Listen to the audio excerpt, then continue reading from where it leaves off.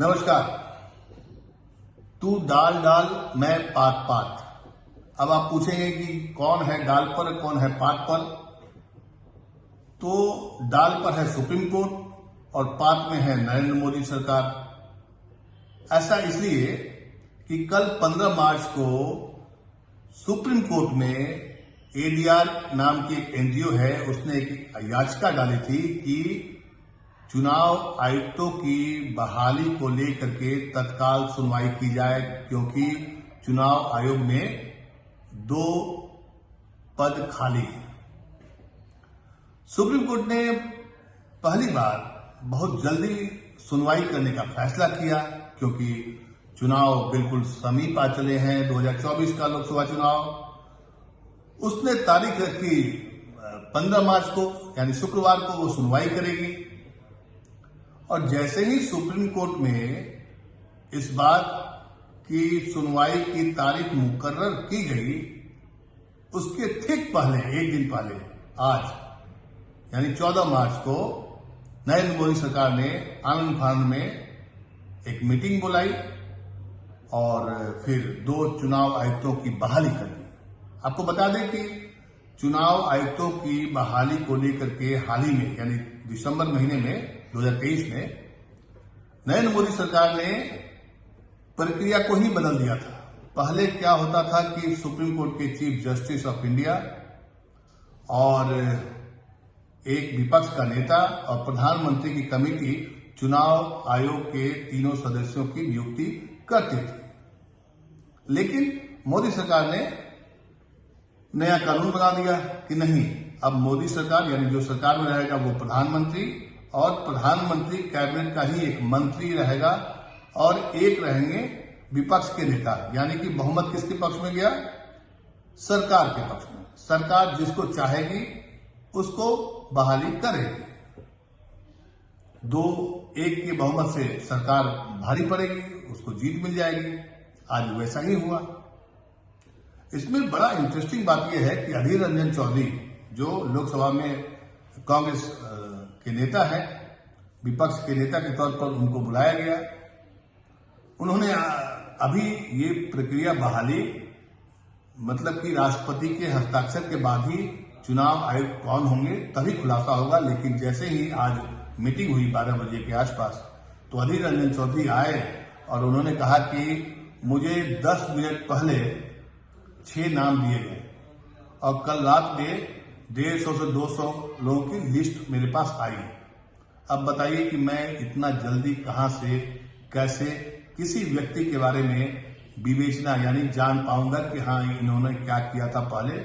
मतलब track record देखा जाता है, उस पर चर्चा की जाती है कि वो उनकी भूमिका कैसी होगी, तो उनका व्यक्तित्व कैसा है, उनका कार्य कैसा रहा है।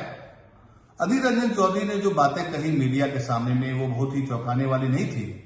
इसलिए नहीं थी क्योंकि सबको पता था कि नरेंद्र मोदी सरकार, यानी कि सरकार जिसको चाहेगी उसको चुनाव आयोग बहाल करेगी। लेकिन इंटरेस्टिंग बात यह है कि इस मामले में एडीआर, मतलब एक एनजीओ है, उसने याचिका डाली थी। उसके वकील है प्रशांत भूषण जी। उन्होंने सुप्रीम कोर्ट के चीफ जस्टिस से गुहार लगाई थी कि इस मामले पर सुनवाई होना बहुत जरूरी है, क्योंकि नियुक्ति प्रक्रिया को लेकर के काफी संदेह है और चुनाव नजदीक है। सुप्रीम कोर्ट ने इस बात को मान लिया कि चलिए इसका जल्दी सुनवाई करते हैं, और 2 दिन के बाद, मतलब 15 मार्च को उसकी तारीख मुकर्रर की कि हम इस पर सुनवाई करेंगे कि चुनाव आयुक्तों की बहाली कैसे की जाए, और इसमें पहले जो व्यवस्था थी वो सही थी या मौजूदा सरकार की जो नीति है वो सही है, इस पर डिस्कशन होना था। और आपको ये भी बता दें कि चुनाव आयुक्तों की बहाली को लेकर के विधि मंत्रालय, माने कानून का जो मंत्रालय है, उसने 15 तारीख को बैठक बुलाने का नोटिस किया था। 15 मार्च को ये बैठक होनी थी। लेकिन जैसे ही ये मामला सुप्रीम कोर्ट में सूचीबद्ध हुआ, मतलब लिस्टिंग हुआ, उसके तुरंत बाद आनंद फानंद में विधि मंत्रालय ने फिर संशोधित पत्र भेज करके 15 मार्च की जगह 14 मार्च, क्योंकि 15 मार्च को सुप्रीम कोर्ट में सुनवाई भी हो रही है, तो 14 मार्च को प्रधानमंत्री कार्यालय में अधीर रंजन चौधरी, जो लोकसभा में नेता है विपक्ष के, उनको बुलाया गया। उनकी सहमति या उनकी असहमति के मायने अलग है, लेकिन चूंकि एक कोरम होता है, एक प्रक्रिया होती है कि जो नई प्रक्रिया बहाली बनी है उसके हिसाब से प्रधानमंत्री, उनका कैबिनेट का एक मंत्री जिसको प्रधानमंत्री नामित करेंगे, नॉमिनेट करेंगे, और विपक्ष का नेता। तो उस कोरम को पूरा करने के लिए अधीर रंजन चौधरी आज गए। हालांकि उन्होंने साफ साफ कहा कि मैंने अपने नोट में जो एक सहमति जो पत्र लिखा जाता है, मैंने इसका विरोध किया कि ये गलत है और मैं इसके पक्ष में नहीं हूं। लेकिन अधीर रंजन चौधरी के कहने से क्या होगा? जो नियम कानून बना दिया गया है, कानून तो उसी के हिसाब से काम करेगा। लेकिन आपको मैं ये भी बता दूं कि 15 मार्च यानी कल क्या होगा? क्या सुप्रीम कोर्ट इस मामले को देखेगा कि सरकार तू डाल मैं पात की नीति क्यों अपनाती है?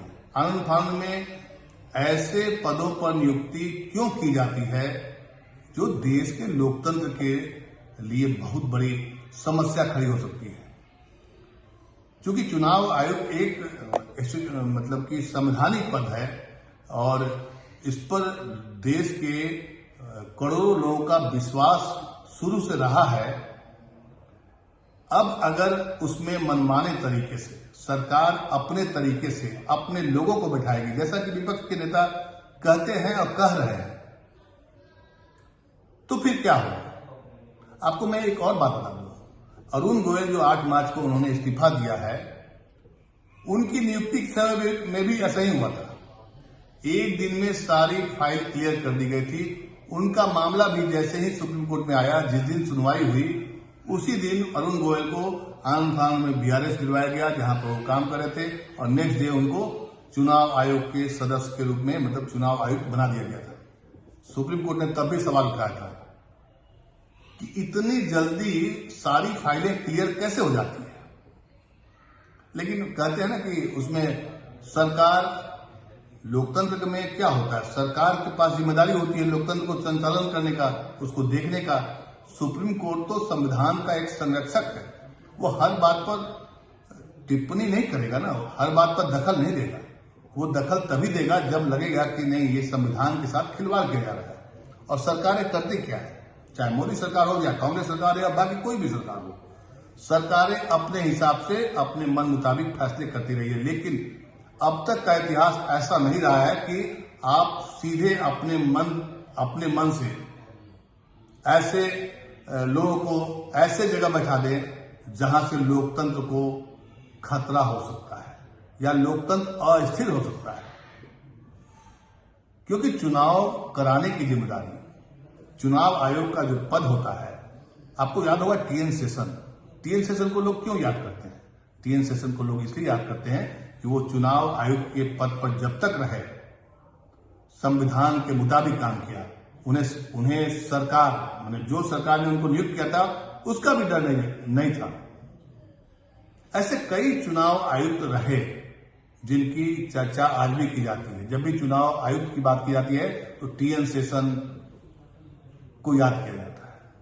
अब क्या है, अब हमेशा चुनाव आयोग विवादों में है। आपको पता है कि ईवीएम को लेकर के काफी बवाल हो रहा है, देश भर में उसकी समीक्षा करने की बात कही जा रही है, लेकिन चुनाव आयोग मानने को तैयार नहीं है। लेकिन सबसे महत्वपूर्ण सवाल यह है कि मोदी सरकार अचानक फैसला क्यों लेती है? वो रात में ही सीबीआई के डायरेक्टर को चेंज कर देती है, रातों रात। और यहां जैसे ही यह मामला सुप्रीम कोर्ट में लिस्टिंग हुआ कि 15 मार्च को इस मामले पर सुनवाई होगी, तुरंत 15 मार्च की बैठक को 14 मार्च किया गया और आज 2 चुनाव आयुक्तों की बहाली की घोषणा एक तरह से कर दी गई है। सभी अखबारों में, मीडिया चैनल्स में खबरें आने लगी है, लेकिन इसकी आधिकारिक पुष्टि तभी मानी जाएगी जब राष्ट्रपति इस पर हस्ताक्षर कर देंगे। खबर समझे आप कि सुप्रीम कोर्ट और मोदी सरकार में तू डाल मैं पात का खेल चल रहा है। खेल क्यों चल रहा है आप समझना चाहेंगे तो समझिए, क्योंकि बीजेपी को चाहिए 400 सीट। 400 सीट कहां से आएगी, कैसे आएगी? तो खेला तो होगा। अब खेला कैसे होगा ये देखने वाली बात होगी। आप भी इस खबर को देखिए, ढूंढिए, पता करिए कि 15 मार्च को जब सुप्रीम कोर्ट में सुनवाई होने वाली थी तो मोदी सरकार को अचानक ये फैसला क्यों लेना पड़ा, अब तक क्यों नहीं लिया था। 8 मार्च को इस्तीफा दिया था, उसके पहले एक और चुनाव आयुक्त ने इस्तीफा दे दिया था।